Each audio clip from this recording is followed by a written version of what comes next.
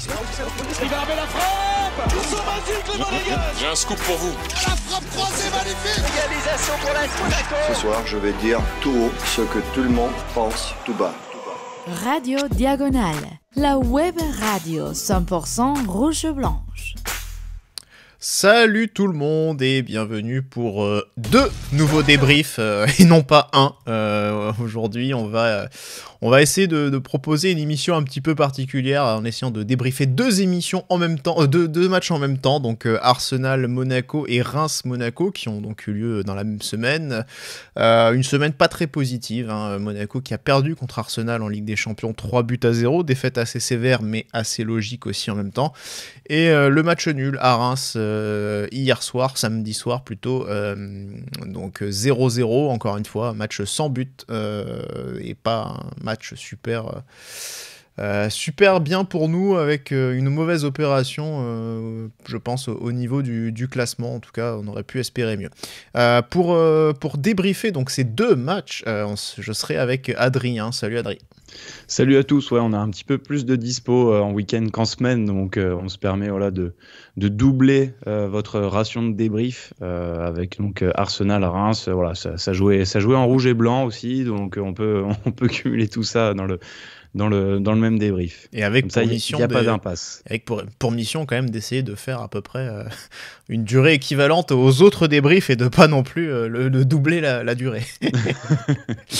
Alors on va commencer par les j'aime pas du coup de ta semaine, Adrien. On va commencer avec le j'aime pas, hein, qui est beaucoup plus concret que le j'aime évidemment. Difficile de trouver des motifs de satisfaction durant cette semaine. Moi, ce qui se dégage avant tout, c'est que à Arsenal, on avait vraiment l'image d'un petit club sans expérience pour se faire avoir comme des bleus sur tout ce match, avec cette grosse défaite 3-0, beaucoup d'erreurs, beaucoup de maladresse que l'on a ensuite retrouvé 3 jours plus tard à Auguste Delaune à Reims. Cette fois-ci offensivement, autant c'était la défense qui nous a porté préjudice et les erreurs défensives contre Arsenal, autant là c'est plutôt le secteur offensif qui est à pointer du doigt.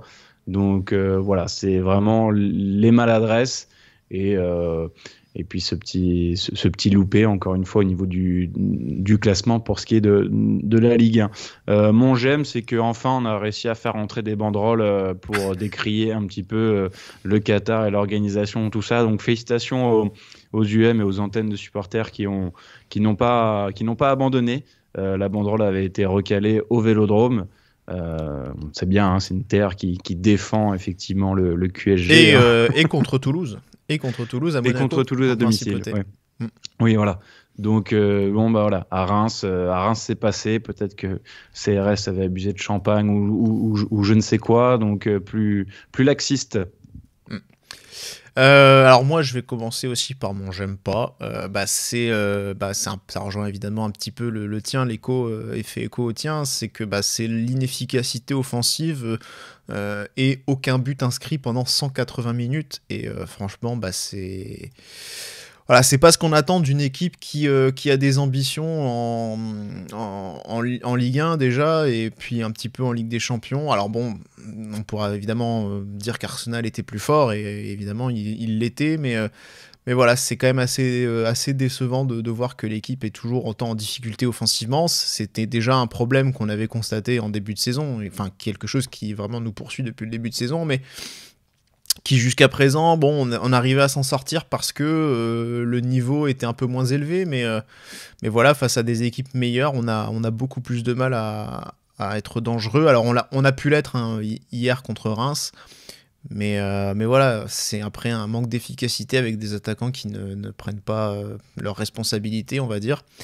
Et à ce titre, la blessure, la rechute plutôt de Folarin Balogun, c'est aussi un autre j'aime pas, hein. C'est vraiment quelque chose qui fait beaucoup de mal parce que voilà, aujourd'hui, Ileni Kena est clairement pas au niveau, Mbolo non plus d'ailleurs, en tout cas dans la finition, donc c'est un gros problème. Puis mon j'aime, c'est un truc, ça va être un truc un peu perso, mais bon, le fait d'avoir pu faire 2 déplacements dans la même semaine, d'avoir pu travailler dans des conditions, des chouettes conditions de stade, en allant à Londres et à Reims, voilà, c'est un truc tout à fait perso, mais Mais voilà, c'est bien de pouvoir assumer sa mission de journaliste aussi de cette manière-là, plutôt que d'être uniquement derrière un écran à regarder les matchs et faire ça depuis chez soi. C'est quand même beaucoup plus sympa, ne serait-ce qu'aussi pour aller à l'intérieur, discuter avec les acteurs, avoir et récupérer des chaussettes usagées, évidemment. Voilà. Chaussettes usagées. Voilà, ça. Bon, alors on va attaquer, on va un petit peu débuter par l'angle sur Arsenal. Donc on va parler du 11 de départ contre Arsenal. Alors,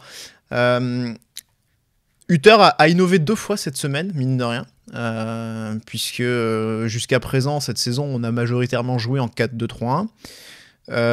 Sauf que contre Arsenal, il a dégainé un 4-3-3. Qui avait été bien vu par l'équipe en amont du match, et là contre Reims, il a sorti un 3-4-2-1, donc système qui n'a été utilisé qu'une seule fois, c'était contre Rennes début octobre. Donc 2 innovations, Adrien, de la part d'Adi Hutter. Par contre, force est de constater que ça n'a pas payé. Ouais, non. Alors autant contre Arsenal, c'est pas vraiment ça qui nous porte préjudice. J'ai aimé la volonté de l'équipe et cette mentalité. On a bien vu qu'on n'a pas dérogé à la règle et qu'on a suivi nos principes de jeu. On n'a pas mis le bus. Et de toute façon, Hutter fait rarement ça. J'ai aimé en tout cas cette force de caractère et de dire on vient à Arsenal, j'allais dire à Highbury, pas du tout, à l'Emirates. Pour jouer et pour donner du fil à retordre, tout le contraire de ce qu'a pu faire Everton notamment cette semaine, là samedi contre Arsenal, et on voit que ça leur a plutôt porté ça leur a porté chance. Bref, et après que Hutter puisse revoir tactiquement sa feuille de match, je trouvais que ça intéressant dans le sens où ça le rend un peu imprévisible, et Reims qui a dû travailler sur un modèle établi, par exemple mercredi ils ont dû s'appuyer sur la vidéo et sur ce match-là et ce qui a été fait la semaine précédente aussi, ça leur je trouve que c'est pas mal pour brouiller les pistes, et c'est vraiment intéressant de proposer, donc moi je salue en tout cas Hutter pour ces différentes prises de position tactiques. Et moi, ça ne me dérange pas de voir des changements et de repasser d'un coup une défense à 3. On venait d'en prendre 3 aussi à Arsenal. Peut-être que ça a effrité un petit peu sa confiance. Donc, il a voulu un petit peu remettre des bases plus saines défensivement. Donc voilà, ouais. On rappelle que après Balogun, on a également Zakaria qui est toujours absent, qui peut-être pourrait revenir contre Paris, mais je pense que l'espoir est un peu mince. Donc on a fait sans lui. À Arsenal, on a joué sans Singo et Mawissa également, qui étaient tous les deux suspendus. Donc voilà, il y avait aussi quelques contraintes, et contre Reims, la contrainte évidemment c'était la blessure de Majewski qui est donc touché aux adducteurs, qui va rater au moins 2 matchs.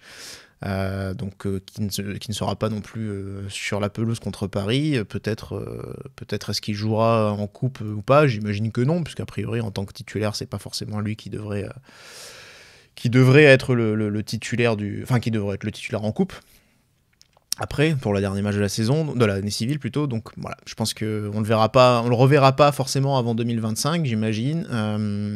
Donc voilà, il y a aussi cette contrainte là.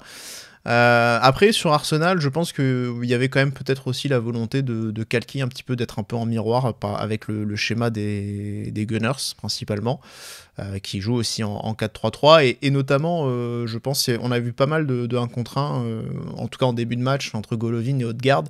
Donc je pense peut-être un peu l'idée d'aller chercher en individuel sur cet aspect-là du jeu. C'est en tout cas un peu moi ce que j'ai vu à ce moment-là, même si après Odegaard a trouvé des espaces. Parce que Golovin avait aussi pas mal de prérogatives au niveau du pressing, où parfois, en fait, on avait un truc un peu modulable, 4-3-3, 4-2-3-1, quand Golovin revenait un peu pressé aller chercher assez haut et devenir un peu une pointe haute au milieu. Donc voilà. Et c'est, pour enchaîner un petit peu sur le match d'Arsenal, c'est un petit peu, je pense aussi, ce qui nous a fait défaut, c'est-à-dire que souvent le problème pour moi a été un peu dans les compensations. Quand justement Golovin avait cette mission d'aller un petit peu plus haut, on avait Dade Ben Seguir qui ne faisait pas forcément toutes les bonnes compensations et donc on avait un Odegaard qui arrivait très facilement à lui passer, à s'infiltrer dans son dos et à trouver des espaces, et c'est de là aussi que beaucoup de situations, en tout cas de moments dangereux sont venus de la part d'Arsenal. Ouais, alors là, des moments dangereux, on en a vécu pas mal, et c'était presque miraculeux qu'on vienne à seulement avec un désavantage de 1-0 à la mi-temps, tant ils ont eu des occasions dans le dos de la défense, en profondeur, enfin voilà, hein, il y a Jésus qui rate pas mal, Maechki qui sort de très bons duels en 1 contre 1. Voilà, après tu as parlé de Ben Seguir sur le plan offensif, Ben Seguir et Akliouche qui sont pas mis à la hauteur de l'événement, en tout cas peut-être un peu bridé par je sais pas, peut-être que là c'était un cran au-dessus comme environnement, comme univers, c'était leur premier match en Angleterre, je pense, c'est vraiment sur une compétition officielle et aussi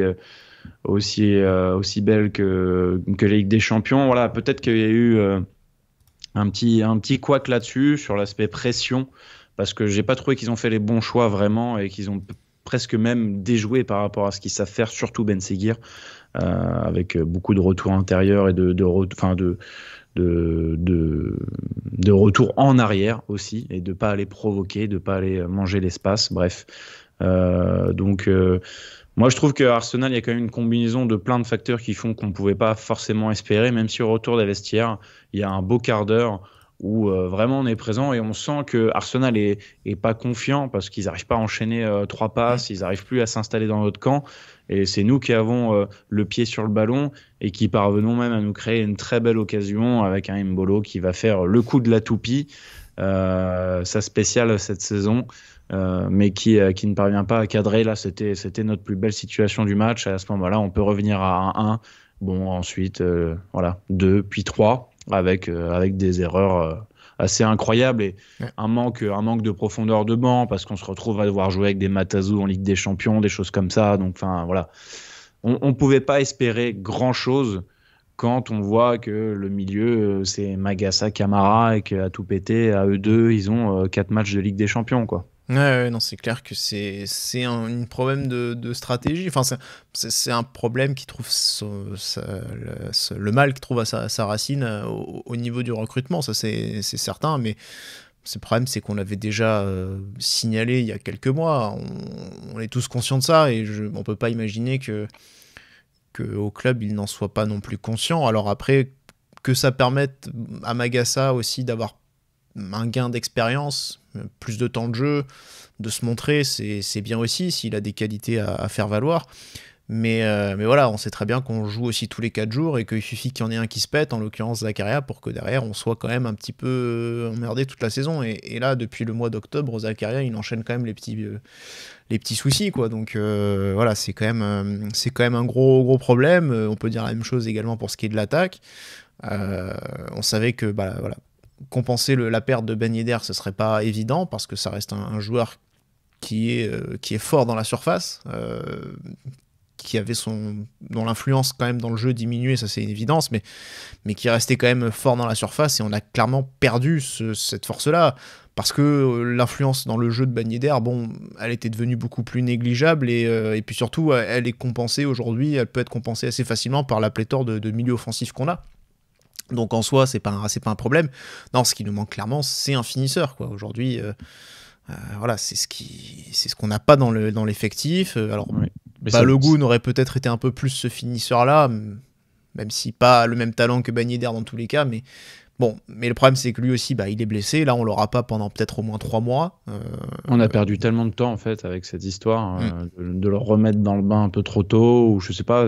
Peut-être que ça nécessitait pas d'opération à première vue, et là on se retrouve à devoir opérer, donc en fait on a perdu 2 mois facile avec lui. ça représente quand même un infime espoir dans le sens où personne, je pense, croyait en Balogun en début de saison, et il s'est mis à planter 2 buts d'affilée, notamment ce but à Rennes qui était très beau.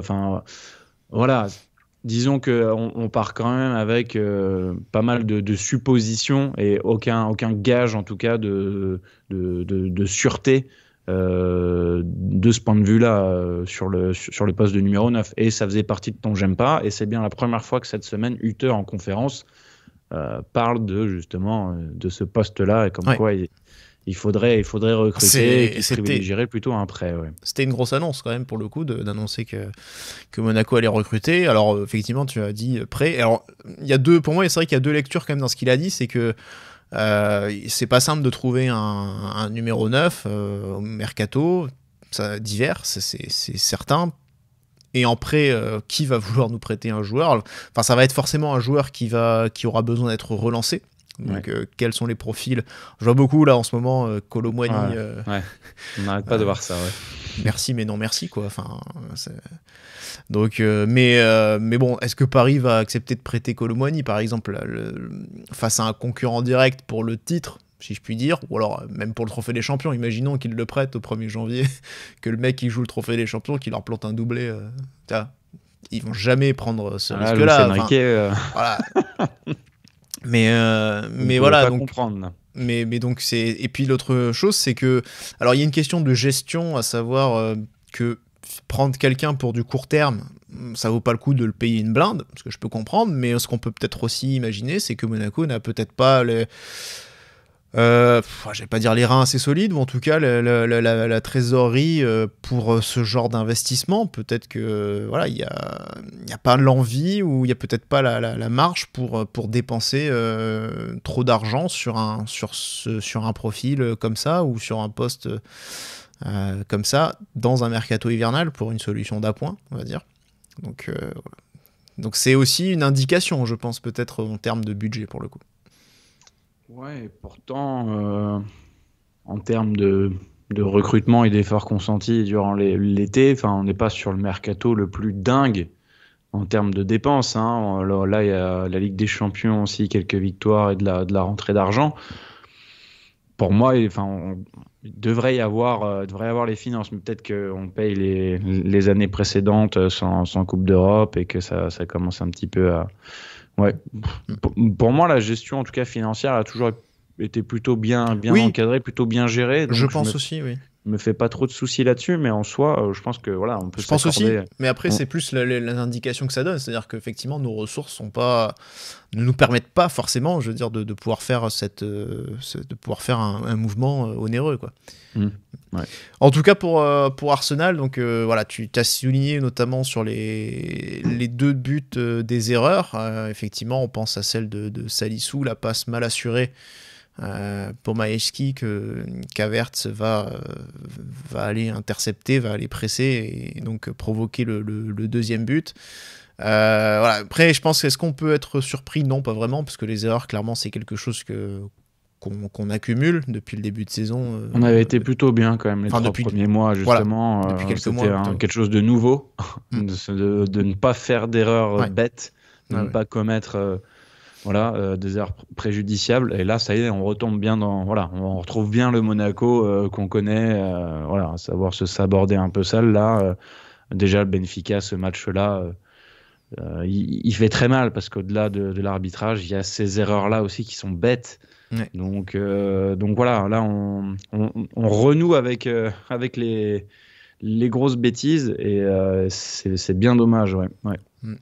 Et bon, après maintenant, est-ce que c'est pas étonnant, dans le sens où contre Arsenal, tu sais que tu subis énormément, notamment en première période, même si on n'est pas trop mal en place, on voit qu'on court énormément après le ballon, donc à un moment donné, c'est certain que eux vont trouver le moyen de faire des décalages, et surtout vont nous fatiguer, parce que à chaque fois on doit réajuster en permanence le bloc, on doit énormément courir, Et à un moment donné, bah, tu perds aussi cette lucidité, tu perds aussi voilà, cette fraîcheur et tu finis aussi par commettre des erreurs. Et clairement, je pense que là, il y a aussi une accumulation de choses qui provoquent ces erreurs, une accumulation un peu physique, peut-être une fatigue un peu mentale, un peu nerveuse, certainement, qui doit aussi être présente.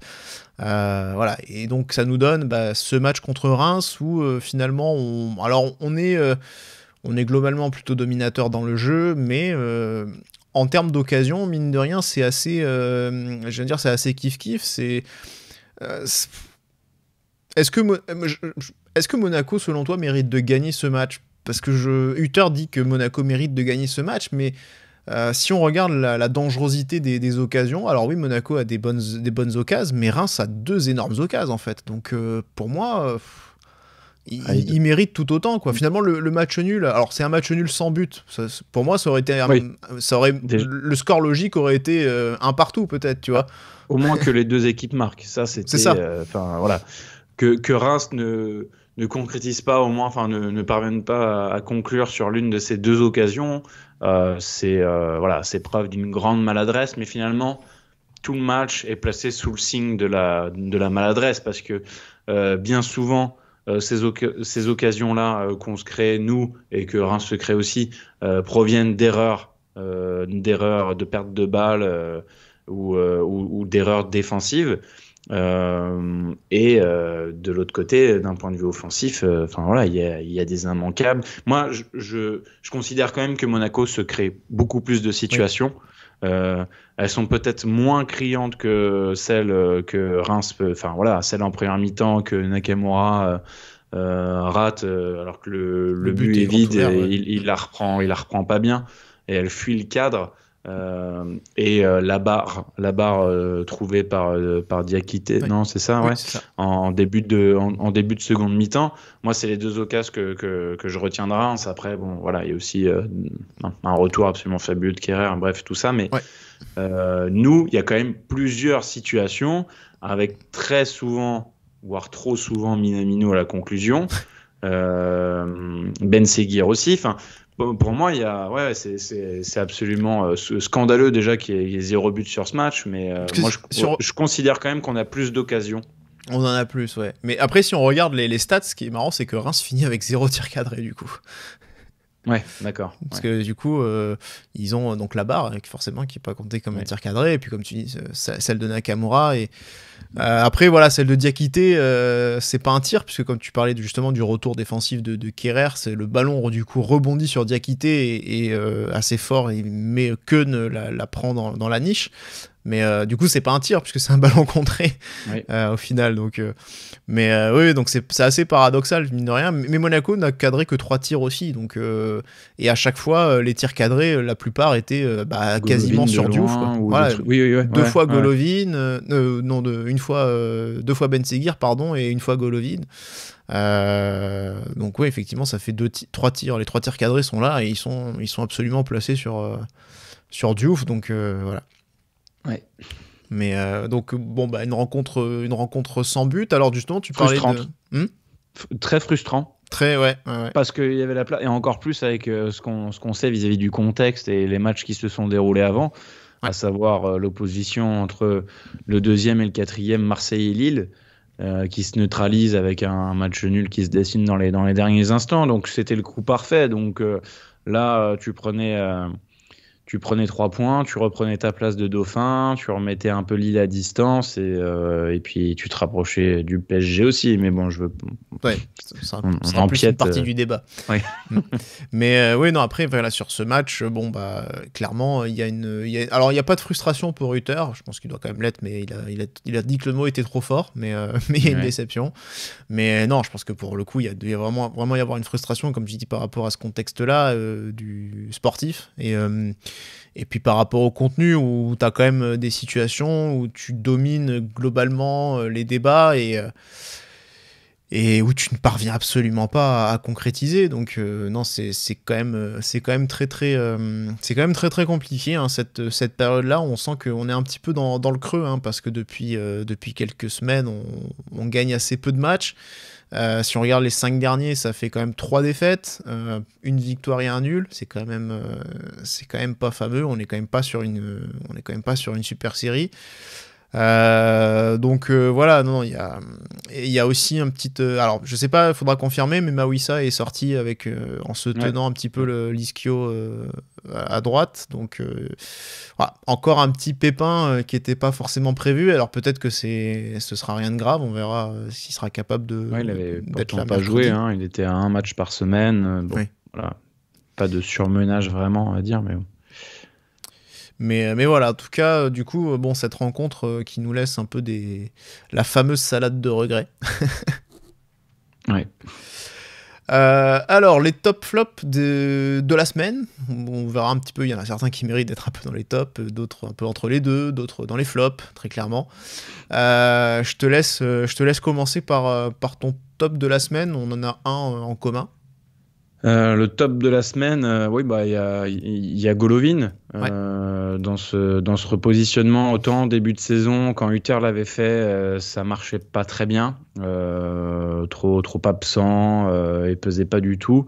Donc on l'avait retrouvé plus haut ensuite sur les matchs suivants. Donc là, il a retrouvé une place de milieu central et ça lui allait super bien. Enfin voilà, quand même à l'Emirates, ça se voyait que c'était lui un peu le dépositaire du jeu, et quand le jeu passait entre ses pieds, quand la balle passait entre ses pieds, il pouvait se passer quelque chose, hein. Tu sais très bien que l'étincelle peut venir de lui, parce que nos jeunes n'étaient pas là. Et hier aussi, je l'ai trouvé. Alors t'as parlé en off, tu me parlais de ces pertes de balles qui sont quand même assez nombreuses, mais voilà, dans ce rôle-là, en tout cas, je trouvais que ça lui allait bien. Donc on reprend confiance dans Golovin à ce poste-là. Ça peut être une solution, ça peut marcher. Voilà, pour dégager un top de la semaine, ce serait plus Golo pour moi. Ouais. Pour le match d'Arsenal, il y aurait un autre top pour moi. Ce serait Majewski, forcément. Alors forcément. Oui et non, parce que mine de rien, il encaisse 3 buts, ce qui est beaucoup trop, et voilà. Et sur le deuxième but, on peut peut-être aussi trouver matière à redire un petit peu quand même sur le fait qu'il n'anticipe pas forcément le déplacement d'Havertz derrière lui, enfin sur le côté. Je pense qu'il s'y attend vraiment pas, parce qu'il pointe, il monte du doigt, il oriente, il dit à son défenseur non, là-bas, donc bon. Ouais. Bon, en tout cas, je pense c'est plus Salisu, c'est sûr, mais voilà, je pense que peut-être sur ce but-là, il peut être un peu plus réactif aussi, j'imagine. En tout cas, prendre plus l'information en amont. Maintenant, il fait quand même, tu l'as souligné tout à l'heure, il fait quand même 2 énormes parades devant, en face à face devant Gabriel Jesus. Donc du coup voilà, c'est quand même globalement ça, c'est peut-être même finalement sa meilleure performance paradoxalement, alors qu'il en prend 3. C'est peut-être sa meilleure performance cette saison, je trouve. En tout cas, là où il y a vraiment un côté plus décisif, même s'il n'a pas réussi à garder la cage inviolée. Et pour Reims, on a un autre top. Pour le coup, il a vraiment fait un très bon match, Adrien, c'est Thilo Kehrer. Ouais, je pouvais pas le mettre en top de la semaine parce que Arsenal, c'était pas trop ça. Mais quand je vois le match d'hier, notre meilleur défenseur, il n'y a pas photo, c'est lui. Hein. Dans les 1 contre 1 aussi, pareil. Hein. C'est-à-dire que je crois qu'il n'a pas été battu une seule fois hier sur des situations dangereuses, vraiment. Hein. Il a su répondre présent, et il vient rattraper aussi. Enfin, voilà, on a parlé de cette occasion pour Reims en première période où il revient tacler, contrer le joueur et moi, et puis en seconde mi-temps aussi il y a un rush et il sait répondre présent. Non, c'est vraiment top. Là, il y a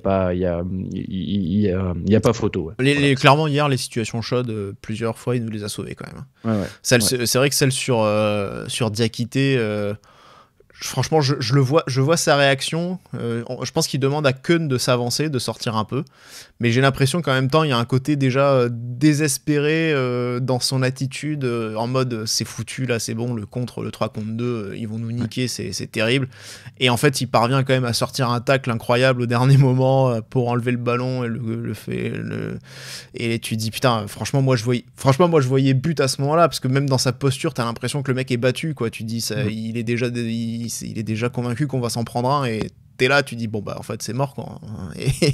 Et non, il sort un super geste et voilà. Il y a aussi pareil devant Diakité en deuxième période, il fait un gros tacle. Il y a plusieurs grosses interventions du genre comme ça, donc voilà. Très très bon match pour moi de Kerrer contre Reims. J'ai un flop de la semaine pour moi, c'est Ben Seguir, voilà, parce que finalement il était sur les deux, c'est un des rares, si je puis dire, à avoir été sur les deux matchs titulaire et les deux matchs pour moi où il n'a pas été bon ou pas assez décisif.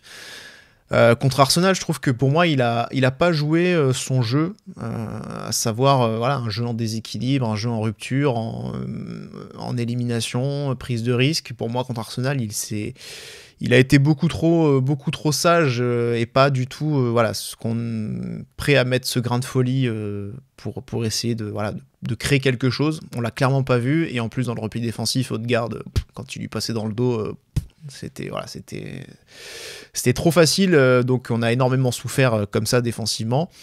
Et contre Reims, alors je trouve qu'il a été quand même meilleur. C'est normal, l'adversité n'était pas la même. Contre Reims, il est quand même bon et assez précieux dans les petites combinaisons, dans les échanges, dans les petits espaces. Mais voilà, ce qu'il rate encore là devant le but à la 20e, c'est interdit quoi. Pour moi, il doit être beaucoup plus clinique aussi. Autant au-dessus en plus. Ouais, clairement. C'est grossier là. Ouais. Donc c'est très, voilà, ça c'est très très frustrant et donc voilà, pour moi ça n'a pas forcément répondu aux attentes cette semaine-là, ce qui est dommage. Alors il y a d'autres joueurs qui n'ont pas été bons, mais certains l'ont été sur d'autres. Genre, je pense typiquement Magassa qui a été pas bon à l'Emirates, mais qui a été bon, je trouve, à Delaune hier. Je te rejoins. Ouais. Voilà.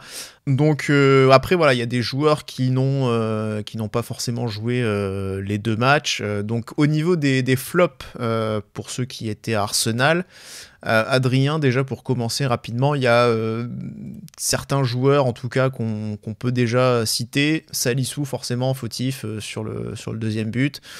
Mbolo en grande difficulté aussi. Magassa évidemment sorti à la mi-temps. Ouais.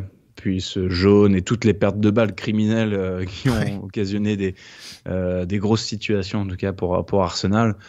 Manque de maîtrise totale. Donc voilà, c'est vraiment partie des flops, on va dire. Vanderson était pas loin de l'être aussi pour le match à Arsenal, je trouvais.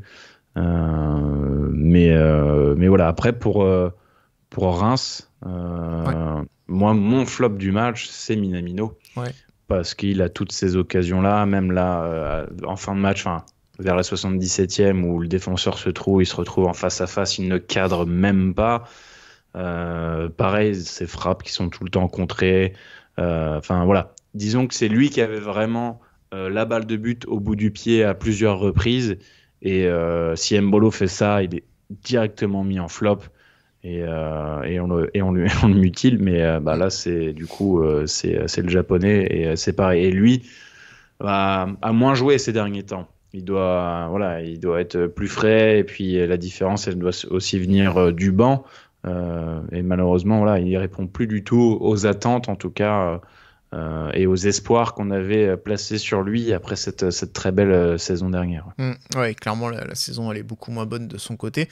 Il y a deux joueurs aussi qui n'ont pas répondu, je trouve, hier. C'est Ileni Kena, voilà, ça malheureusement il a été, comme l'a dit Hutter, il a été très bien pris par les défenseurs et moi. Clairement, Agbadou équipré là, de Golgoth là, sérieux client Agbadou. Ils l'ont muselé. Agbadou, d'ailleurs, tu parlais de frappe contrée de Minamino, c'est lui qui fait ce super. Et je trouve d'ailleurs que sur le contrôle, en plus, Minamino fait un super contrôle parce que c'est une passe de Ben Seguir qui est déviée. Mais je trouve qu'il fait une super première touche pour bien se mettre le ballon dans la course et se l'amener. C'est la première touche, il est très bon là-dedans, je trouve. Le problème souvent c'est qu'après il y en a deux, il y en a trois, et en fait il y a deux touches de trop quoi. Des fois c'est le problème de Minamino, c'est qu'il tarde trop à donner le ballon dans le bon timing. Ou pas correctement, mais parce que en fait il touche trop le ballon, il retouche, alors qu'en fait il faut qu'il joue en deux touches max quoi. Et des fois il en rajoute une troisième, une quatrième, et c'est pas possible en fait. Mais c'est Agbadou du coup qui tacle et qui défend super bien sur cette action là aussi. Mais Ileni Kena n'a pas hésité quoi. Hutter pendant le match, tu parlais d'Ileni Kena, Hutter il lui a passé une petite gueulante à un moment, à la demi-heure, en mode mais bouge, enfin il lui donnait les consignes parce qu'en fait il faisait rien pour se démarquer ou enfin tout simplement pour proposer des choses. Donc Hutter l'a un petit peu pris en grippe à ce moment-là. Et voilà, on voit vraiment qu'on a affaire à un joueur très jeune et pas du tout à maturité en tout cas, et qui a besoin d'être drivé.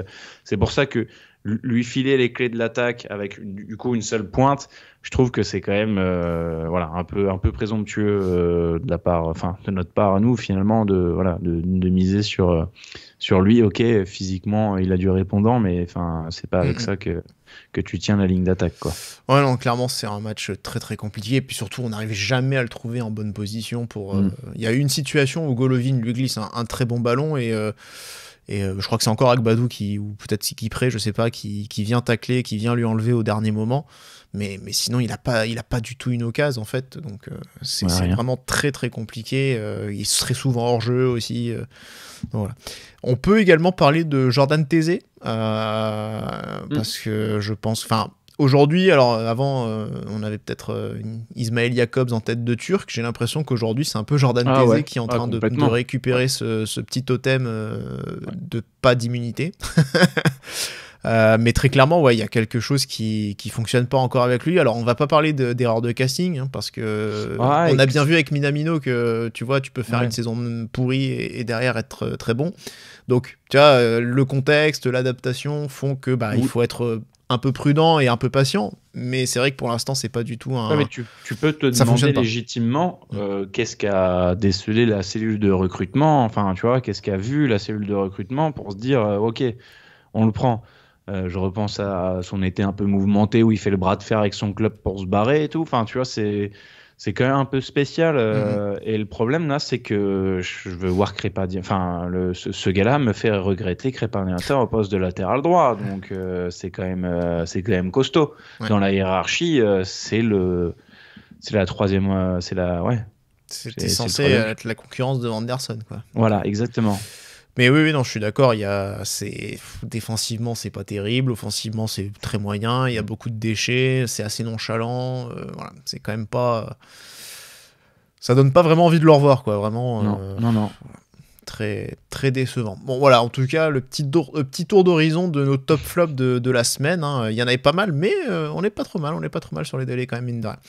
Le débat, du coup, on va essayer de... Alors, c'est un petit peu débat, on va dire, en prolongement d'un j'aime pas que j'avais il y a pas longtemps. Est-ce qu'il faut espérer encore quelque chose de Monaco cette saison ?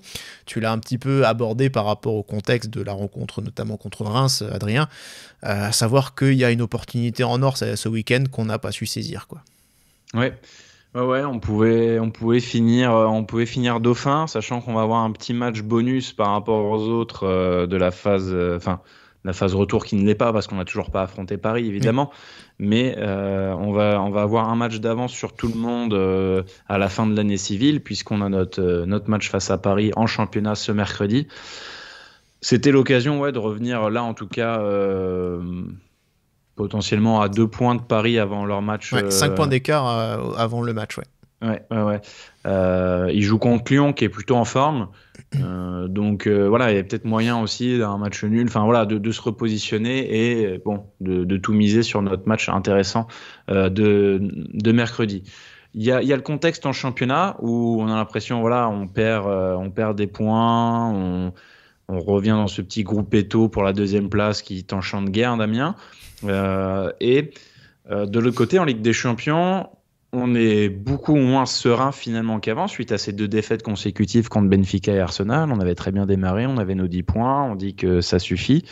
Et là maintenant, c'est limite si on n'est pas un peu comme ça, un peu les chocottes justement sur ces 2 derniers matchs où on va rencontrer Aston Villa qui est dans le top 8, qui est un bon client, et on finit à l'Inter. Donc 2 déplacements compliqués. 2 déplacements compliqués. 2 déplacements, pardon, une réception, un déplacement. Mais 2 matchs compliqués. 2 matchs compliqués où déjà le top 8, on peut le dire au revoir, mais surtout où on va se positionner maintenant dans les 24, si on y parvient en fait, parce que s'il y a 2 défaites, moi j'ai du mal à comprendre comment on pourrait finir dans les 24. Mais bon. Il y a un peu tout qui est rebasculé et on est en perte de confiance, quoi, aussi bien l'équipe que les supporters vis-à-vis de... C'est un peu ça qui m'inquiète en réalité, parce que bon, les résultats dans une saison, on est d'accord qu'il y a forcément des hauts, des bas dans tous les cas, mais c'est vrai que c'est toujours cette, on va dire, cette fragilité peut-être mentale, où quand tu as une opportunité, de pas être en mesure de la saisir, de pas faire ce qu'il faut pour gagner, pour vraiment prendre les... Voilà. On sent encore que tu parlais justement de cette équipe, tu avais l'impression d'avoir un petit club à Arsenal. Cette mentalité-là, tu la vois, je trouve, même en Ligue 1, quoi. C'est-à-dire, répéter que tu es ambitieux, à un moment donné, ça suffit pas, quoi. Il faut joindre la parole aux actes. L'ambition, elle doit se voir aussi sur le terrain, il faut l'assumer véritablement, et en fait, si tu le fais pas, pour moi, c'est qu'à un moment donné, il y a que c'est juste que t'écules des poncifs dans ton discours, à savoir, oui, on est ambitieux, on veut tout gagner. Mais bon, à un moment donné, là, en ce moment, la série, elle est clairement pas bonne. Et en fait, dès que tu as une opportunité, je dis même pas d'être premier pour l'instant, mais juste d'être, comme tu disais, deuxième à la fin de l'année civile, au moins en tout cas, en occultant juste le match contre Paris, mais au moins d'être deuxième, non, même pas ça, t'en tires même pas profit, alors que tu as les quatre autres qui sont devant, derrière, qui s'affrontent. Donc voilà, et là je trouve que c'est peut-être une question aussi, oui, de mentalité en partie. Je pense que il manque quelque chose pour aller plus haut. C'est un peu usant, quoi. Alors on pourra dire qu'il manque des joueurs, qu'il y a des blessés, qu'il y a des suspendus.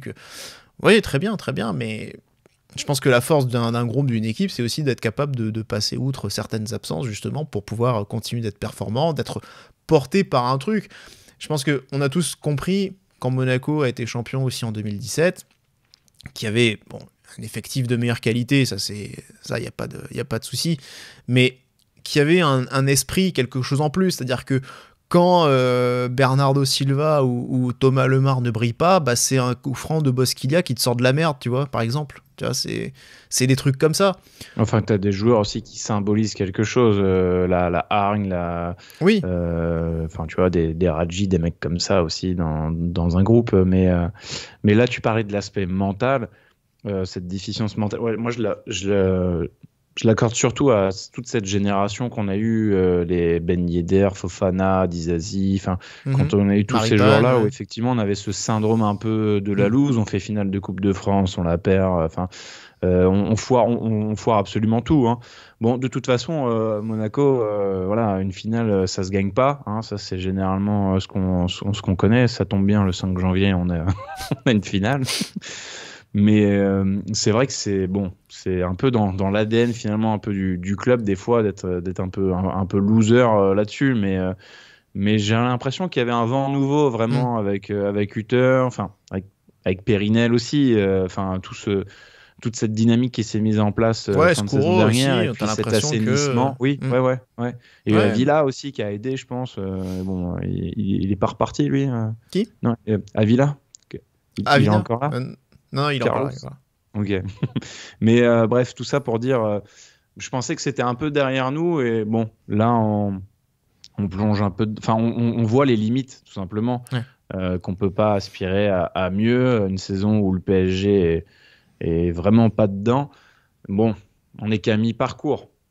Oui, tout est encore ouvert, c'est certain. Mais bon, si on perd contre Paris mercredi, on se retrouve... on ne sait pas ce que va faire Paris, mais si Paris gagne déjà contre Lyon, t'es à 7 points.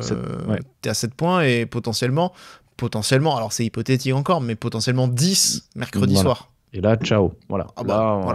Maintenant, l'objectif, ce sera seconde place. Parce que mine de rien, parce qu'en plus, tu vois, depuis le début de saison, il y a toujours ce petit... un petit sourire en coin, tu vois, ça parle de titres, oui, on sait ce qu'on dit sur nous, mais on n'y prête pas attention, mais tu sens que quand même, il y a la tentation d'y penser. Pourquoi pas, je comprends, c'est normal de jouer un titre. Tu démarres bien. Voilà, et puis jouer un titre, ça n'arrive pas toutes les saisons dans une carrière, donc forcément, le jour où ça arrive, quand t'es un peu dans une position un peu favorable, c'est logique d'avoir un petit... d'être un peu content quand on t'en parle, tu vois.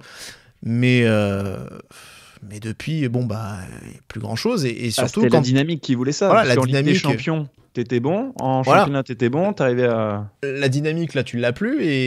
Et surtout, quand t'as eu ce petit regain comme ça, là, en début de saison, où on te parle de titre, là, on va pas... Déjà, si t'es mercredi 10 points de Paris, le titre, on va plus t'en parler, mais surtout, il va falloir se relever, parce que derrière, tu vas dire, ah ouais, en fait, l'écart, il est grand, quoi, tu vois, potentiellement, si tu perds. Alors après, si tu gagnes, je dis pas, tu peux... Ok, mais bon, tu vois, donc, voilà.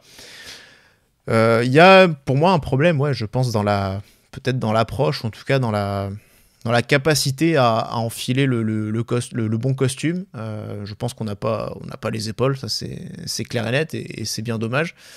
Mais voilà, il faudra quand même dans tous les cas être costaud, parce que derrière ça avance aussi, et vraiment aujourd'hui je pense le podium ou la deuxième place, c'est vraiment loin d'être fait. Donc aujourd'hui il n'est pas question de parler de titre, en tout cas, même si en fait on s'est tous un peu monté le bourrichon en disant alors que si on gagne contre Reims, que Paris perd contre Lyon, et qu'on les joue on est tous en train de faire des projections déjà, sauf que voilà, la réalité du terrain elle est là, elle te rattrape, et en fait la réalité montre que t'es pas au niveau pour l'instant de ce que tu cherches, ce dont tu rêves ou tu pourchasses, quoi. Donc voilà, que faut-il espérer faut-il espérer quelque chose de Monaco cette saison? Moi je crois pas. Si on pouvait passer les barrages de Ligue des Champions, moi c'est la petite cerise. Si on se prend un beau, une belle équipe, un truc sympa, genre le Real, ou tu vois. Ouais, non, mais au moins passer les barrages. Ouais. Parce que tu vois, je trouve que ce qu'on avait montré face au Barça, alors on pourra toujours dire oui, c'était le Barça, ils étaient à 10, ils avaient plein d'absents en plus. Il y avait aussi, tu vois, il n'y avait pas Olmo, Gavi, tout ça, tous ces mecs-là, bon, on est d'accord, hein, c'était pas le Barça. Mais du coup, je trouve que, malheureusement, on avait montré quand même ce jour-là un truc assez fort, quoi. Je trouvais qu'il y avait une cohérence, il y avait une cohésion, il y avait un impact, il y avait une solidité. C'était solide, c'était cohérent. Tu te dis, si ça reste comme ça, ok, c'est pas forcément toujours très efficace offensivement, mais c'est des choses qui peuvent se régler. Mais si tu as une structure, une cohésion, une solidité défensive, c'est quelque chose que tu peux garder sur une saison, que tu peux justement conserver et sur laquelle tu peux t'appuyer. Donc pour moi, à ce moment-là, tu te dis, ça te permet de voyager quand même globalement assez bien. Le problème, c'est que cette truc-là, on l'a perdu. Ce sentiment un petit peu de supériorité aussi, on l'a un peu perdu, je trouve. Et moi, si je voulais un peu m'appuyer sur certains matchs du début de saison pour dire, voilà, si ce Monaco-là, on voit ce Monaco-là dans un match contre Paris, pour moi, on peut, sur 90 minutes en tout cas, on peut clairement les emmerder, on peut clairement les rivaliser et leur tenir tête. Le problème, c'est que cette supériorité, cette domination, ce truc-là qu'on avait, ça fait quelques matchs que je le vois absolument plus. Et aujourd'hui, ce Monaco qu'on voit aujourd'hui, alors il n'y a pas Zakaria, et je pense que ça a un impact énorme à mon avis au milieu, le fait qu'il soit plus là, mais je pense qu'aujourd'hui, on n'a plus ce truc-là, et pour moi, je ne nous vois plus autant capable de tenir tête à Paris. Tu ne vois plus aussi beau. Non. Ouais. Non, mais tu l'as dit, en même temps, tu perds Zakaria qui est le patron. Voilà, c'est le mec qui sait te réguler tout. Sur un match, il peut tout maîtriser, ce qu'il dégage et tout. Donc, mais déjà, bon, en fait, contre Montpellier, le match du centenaire, c'est à l'arrache. Déjà à partir de là, c'était un peu plus, c'est devenu un peu plus compliqué. Oui, mais le côté à l'arrache me gêne moins parce que tu te dis, t'arrives à faire tourner le truc dans ton sens.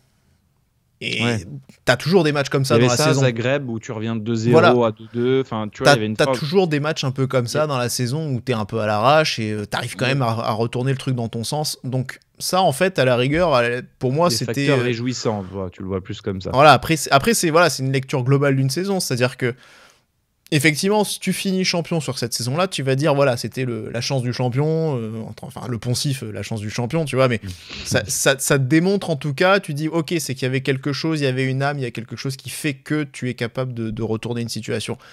tu regardes après la saison dans sa globalité et tu vois que t'es pas champion à la fin, tu dis bah en fait c'était juste annonciateur de problèmes qui allaient venir quoi.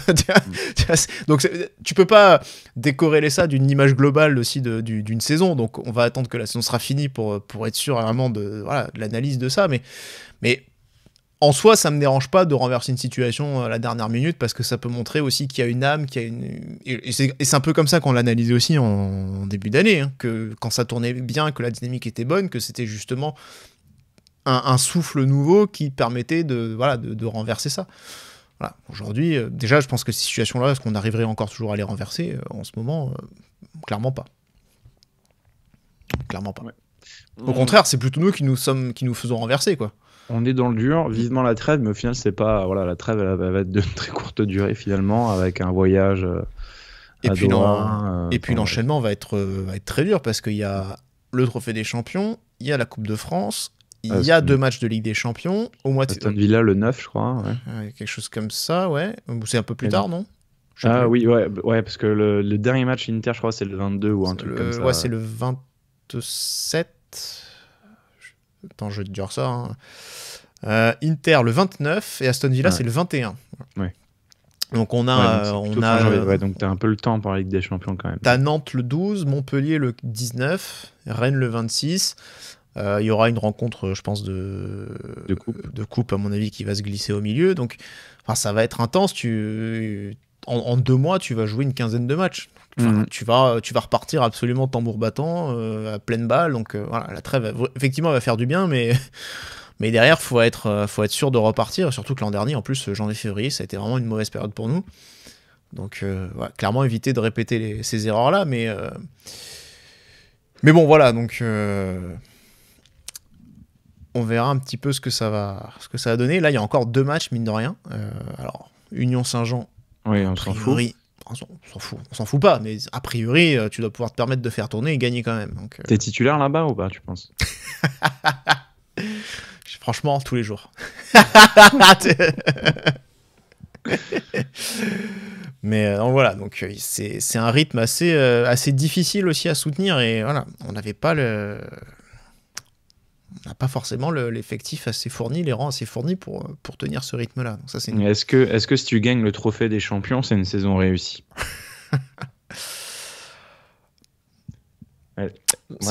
Ça dépend après où tu termines, quoi. Si tu termines 4e en Ligue 1, je sais pas, est-ce qu'on doit faire la pas réussie.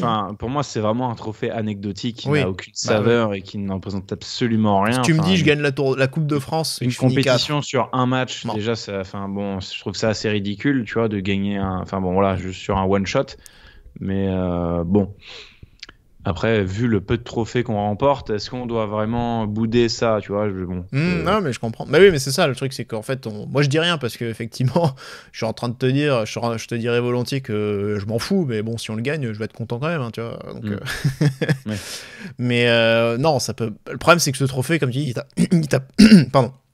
il t'apporte rien, quoi. Si c'est un trophée, tu vois, si c'est la Coupe de France, ça te donne une qualif, un ticket européen. Ça t'apporte que dalle. En plus, tu vas même pas pouvoir voir le match. Ça va être à 3000 bornes de chez toi. Enfin. Ouais.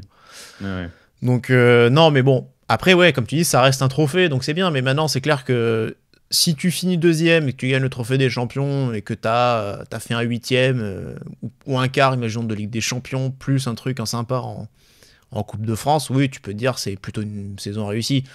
Si tu fais 5 en championnat, que tu t'es éliminé au 3e tour de la Coupe de France et que tu passes pas le barrage en Ligue des Champions, c'est une saison moyenne, quoi. C'est avec un petit trophée, mais bon, c'est pas... Tu vas pas forcément la garder en mémoire, quoi. Donc voilà.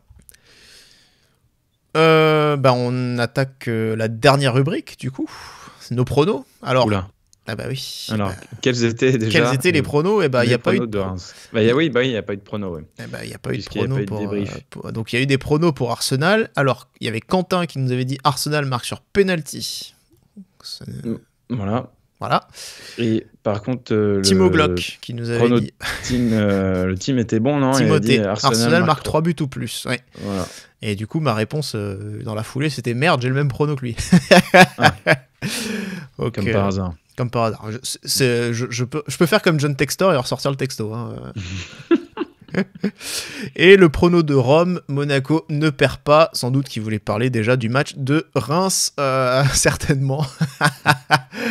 Donc voilà, bon bah il y a 1 sur 3 pour Arsenal, donc pas de prono pour Reims évidemment, puisqu'il n'y a pas eu de débrief d'Arsenal. Par contre, on va faire les pronos pour Paris mercredi, donc là, petit prono intéressant.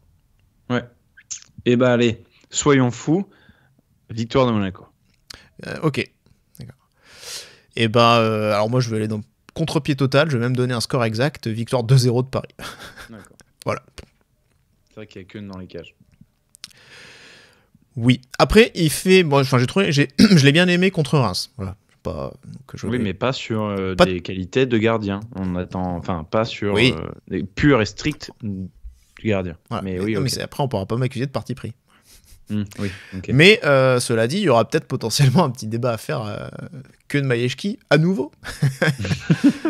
On va voir ce que les performances de Keun, hein, mais en tout cas, il revient dans les buts, il fait clean sheet, le garçon. Bon. Il a de la réussite, mais il fait clean sheet. Donc, bon, on va pas commencer à retourner nos vestes, mais bon. Mais voilà, en tout cas, on verra bien son petit intérim, ce que ça va donner. Donc, merci Adrien.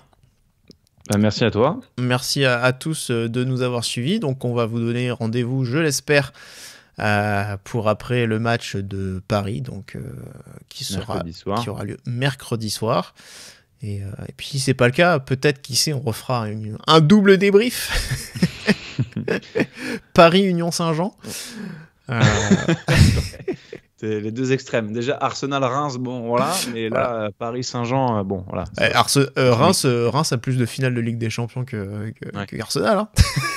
Voilà, dites-nous en commentaire si vous avez aimé ce petit format un peu nouveau. Bon, dites-nous si vous voulez qu'on refasse ce format du 2 en 1. Bon, en tout cas, merci Adri, merci à tous de nous avoir suivis, et puis on vous donne rendez-vous en tout cas la semaine prochaine pour au moins un débrief. Allez, salut à tous et Dagé Mounegou. Ciao, ciao.